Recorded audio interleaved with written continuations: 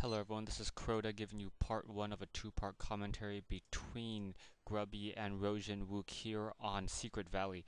I just installed Windows 7, so my version of it may look a little bit different. It is in the widescreen format. Unfortunately, NVIDIA has not completed the necessary drivers to get this out of the widescreen format. I can't get it projected on the correct format right now. At the same time, um, I do not have the necessary drivers for you guys to get sound right now, so you guys are only going to be hearing my voice, I think. Now, we do have Rohjinwook spawning here on the top right-hand corner at the 1 o'clock position as the human player, quickly getting a barracks, a farm, and an altar of kings. Meanwhile, we have Grubby going a barracks as well, altar of storms, no early shop, so not quite sure what hero he is going to be going. I gotta believe that Grubby is going to be going the Blade Master, especially on this map. Secret Valley is a little bit larger than most maps, so it, it tends to play off a little bit differently. I'm trying to do some scouting, and it's not as much cheese going on just because it takes longer to get there. Ooh, we have a Farseer coming in. So Farseer coming in from Grubby, not the typical Blade Master. So it's going to be interesting to see how this plays out. We have a militia now coming in to go ahead and do some scouting as well. There is a tavern in the center of the map, but I don't think any of the players are going to be going tavern heroes. We do have an Archmage now coming out from Rohjinwook as well. So Rohjinwook doing a typical Archmage build.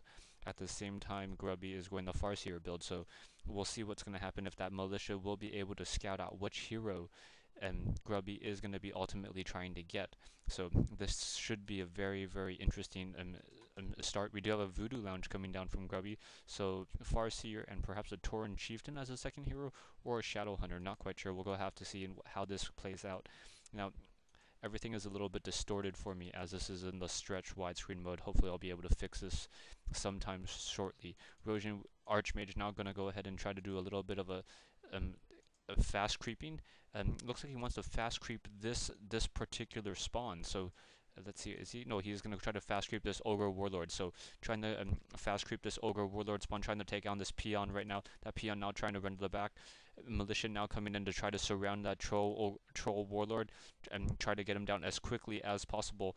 Archmage should drop another Water Elemental shortly. Gonna lose one Militia, and yes, the Ogre Warlord is dropped. Nice Scrolls of the Beast and Gauntlets of Strength +3. Meanwhile, we have the Farseer now coming in, is going to finish creeping off his green camp as well, get up to halfway to level 2. Archmage is going to get to level 2 very quickly, trying to finish off this camp, and does have a Troll Shadow Priest for all his hard work. Rohjinwook also building a scout farm, or what I call a mercenary camp farm, in order to pick up additional mercenary heroes throughout the whole entire game. Archmage currently sitting at a Gauntlet of Ogre Strength +3 and a Scroll of the Beast. Not sure if he's going to sell that or if he's going to go ahead and try to hold on to it. Scroll of the Beast worth 200 gold, so worth a lot of money, but it has to be used towards the early part or the middle part of the game when you actually have more units to really capitalize on that. We do have a Farseer now coming in, gonna go ahead and take on those Ice Troll Trappers. Abolish Magic will be used against those Spirit Wolves pretty aggressively, if possible, as the Archmage does have Brilliance, or the Troll Shadow Priest, yes, near maximum mana, so I would assume that he is going to go ahead and try to do that. At the same time, we have the Farseer now low on hit points, getting focused down by a couple units, now getting healed and using a Clarity Potion, trying to take on that Ogre Magi. Ogre Magi is going to go down to the focus fire, and very, very nice, very, very nice a micro to minimize the damage on his particular units. Now we have the Archmage coming in with Militia coming in as well. So the Militia are going to go ahead and take down this particular creep camp. We may get level 3. I'm not quite sure. Yes, we do have level 3 by 8 experience. So level 3 for Rohjinwook picks up a Troll's Ring of Protection +3. Troll Shadow Priest trying to run to the back of the base to try and make sure that he is not focused fired down. Farseer now forced to run away. Currently sitting at 345 hit points. We have a Scout Tower being built from Rohjinwook, so Rohjinwook doing the typical fast expansion attempt. Arcane Tower is up in Rohjinwook's base, so there's not much harass, but those for those spirit wolves can walk in at level 1, but I don't think that or I believe that guard tower will be able to go ahead and hold that back. Rohjinwook now getting an archmage, or sorry, a lumber mill to do some additional wood farming, and Grubby already pretty much 7/8 of the way to stronghold, so he will be getting a secondary hero very shortly. Farseer now trying to do some additional creeping, trying to take down that ogre magi right now. Farseer currently seen at level 3, not sure what he got for his second skill yet, so we'll have to see if it's either level 2 Chain Lightning or level 2 Wolves. Rune of the Watcher being picked up, so Grubby is going to have pretty good map control right now with 2 Rune of the Watchers on it within the map. Archmage now coming to the Goblin Merchant Shop, sells a Ring of Protection and the Scroll of the Beast, and picks up a Boots of Speed.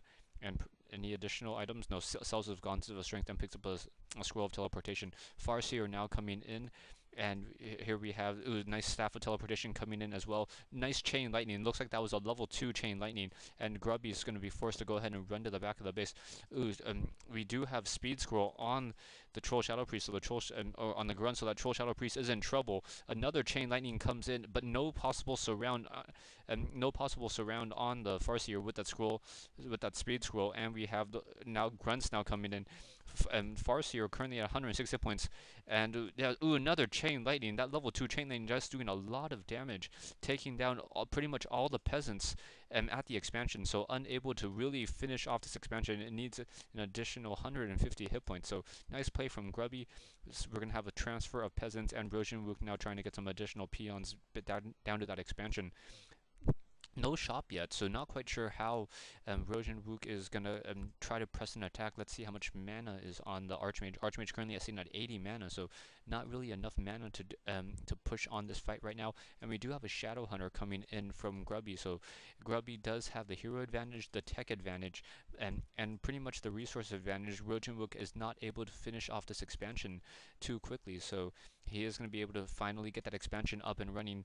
Let's see what the tech is at. We do have bestiaries being built. We have raiders currently in play. Dual raiders with ensnare. No spirit lodge yet, as there is no chance for slow at this time, as Rohjinwook is still at the town hall right now. We do have the why is the Shadow Hunter trying to run away? Not quite sure what's happening there. Units getting a little bit stuck over here trying to take down that last troll trappers. And nice hex on the Troll Shadow Priest. So Rohjinwook gonna lose another Troll Shadow Priest once more. And yes, we do have level 4 on Grubby. So level 2 Spirit Wolves now in play. Archmage now gonna go ahead and try to push in. And he doesn't have another. He has an additional Scroll of the Beast, but not quite sure how this is gonna work out for him. Does not have level 2 Brilliance Aura, and so that is not gonna really work out yet. We do have him canceling out his own Water Elemental, and now he's kind of getting stuck in a really bad position. Rohjinwook trying to get some slowdown, trying to take down some additional units. We have a Hex on the Troll Shadow Priest, and units are going to go down. Archmage now currently sitting at level 4, so we'll get level 2 Brilliance Aura in just a moment as soon as he trains it. Staff of Teleportation, and now Grubby is going to go ahead and try to focus down that Archmage. And Archmage now getting focused down. We have a split fight right now, and those raiders doing a good job of ensnaring units and trying to split up this army a little bit more. Archmage down to 173 hit points. If he's not careful, he's going to get ensnared, and we get a teleportation off. So teleportation going off, trying to take down the full Troll Shadow Priest. Does not go down, able to teleport with exactly 30 hit points left. And so he is going to save himself. Archmage now has to get healed back up. So Archmage, but there is no shop, unfortunately. Raider now trying to run around the base, trying to get off and trying to get around that base. And I apologize, I said this was Secret Valley. This is actually Melting Valley. Rohjinwook's expansion is currently up and running, but not 5 peasants on the gold mine at this time. Rohjinwook has to start doing some healing with some of those units, and those raiders are now going to go ahead and come in.